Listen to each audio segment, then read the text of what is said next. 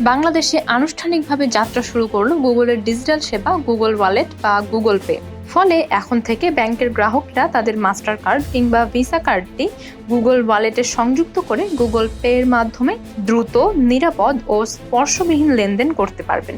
বাংলাদেশে Google pay এর অংশীদার সিটি ব্যাংক, কাজেই এই ব্যাংকের মাস্টার কার্ড ও ভিসা কার্ডধারীরা এই সুবিধা পাবেন। ক্রমেই অন্য ব্যাংকের গ্রাহকেরাও এই সুবিধা পেতে পারেন।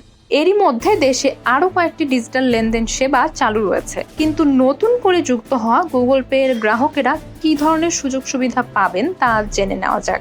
এই সেবার গ্রাহকরা এখন থেকে দেশে কিংবা বিদেশে নেয়ার ফিল্ড কমিউনিকেশন বা এনএফসি সক্ষম এমন পস টার্মিনালে শুধু অ্যান্ড্রয়েড ফোনে স্পর্শ করেই সহজে ও ঝামেলাহীনভাবে লেনদেন করতে পারবেন। গুগল পেতে ব্যবহার করা হয়েছে উন্নত এনক্রিপশন প্রযুক্তি। এটি গ্রাহকের তথ্য নিরাপত্তা নিশ্চিত করবে।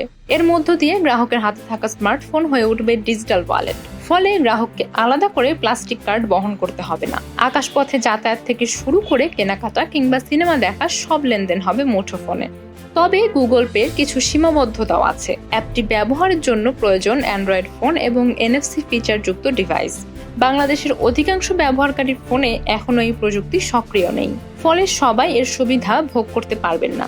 সবচেয়ে বড় সমস্যা হলো এই মুহূর্তে গুগল পের পরিষেবা শুধুই একটি ব্যাংকের কার্ডধারীরাই পাবেন, ফলে অন্য ব্যাংকের গ্রাহকেরা বঞ্চিত হবেন।